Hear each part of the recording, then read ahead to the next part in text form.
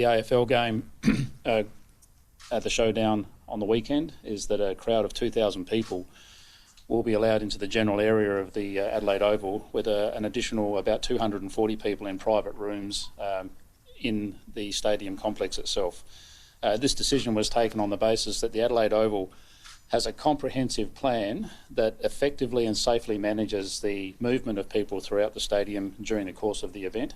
So that decision was taken. It was also taken on the back of the fact that we had a significant number of people in Victoria Square on the weekend for a protest activity, and that was conducted in a relatively safe manner. So the decisions of the Transition Committee moving forward will be announced on Friday in relation to what we're going to be doing over the next couple of days. So does anyone have any questions? So specifically on the spectators that are allowed in, where will they go?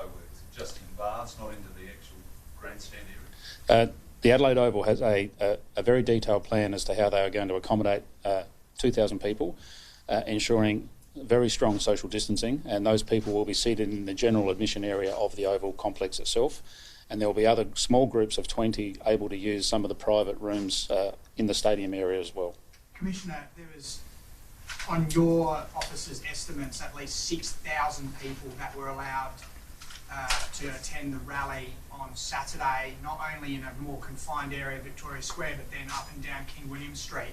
Why 2,000? Is that not double standards? Well, we need to look at these events for what they are. The first one that we're talking about is the protest activity that occurred in Victoria Square on the weekend.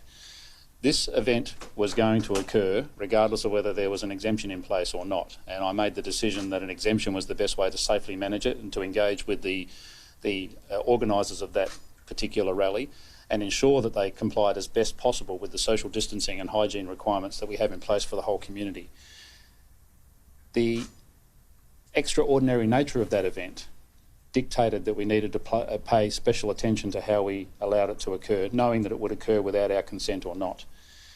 When we talk about allowing other activities to occur within the community, we are talking about managing the flow of people throughout our community and the different levels of contact people may have. So for a one-off extraordinary event, we needed to take a different set of considerations into what we might consider to be normal relaxation of standards for other events which are likely to occur more frequently in the community. Is that a one-off event where there is talk of a second protest this weekend? What's your view on that? Yes, I'm aware of some social media commentary in relation to a second protest for Black Lives Matter, and I've taken the decision over the course of this morning, having consulted with Health and also with some counterparts within the South Australia Police, that I will not be providing an exemption for a second protest event.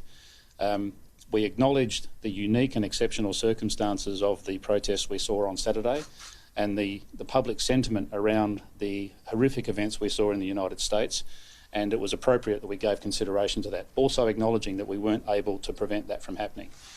I think in this current context and acknowledging the sentiments of the community, to continually allow people to disregard the restrictions we have in place would make a mockery of the good efforts of everybody else who are doing their very best to abide by those restrictions. So having provided that opportunity, it is my considered opinion that we will not be providing an exemption for any further protest activity on the same matter. So Commissioner, how much of a big decision has that been, I guess, limiting people's right to protest and express their political views? Well, I think there are other ways people can express their political views or express their concerns about particular events, whether they be Australian events or international events. I understand the Premier is willing to meet with organisers of this protest to talk about other ways that they can have their voices heard, or to continue the dialogue in relation to the particular events that we've seen playing out overseas and as they relate to the Australian dimension. I think that is the right way to go in this context. We've had the opportunity for a significant protest. I think it really sent a very strong message, and I need to abide by the fact that we're asking so many other people to contain or curtail their activities in the community, and I think it's reasonable that we expect that of those people now.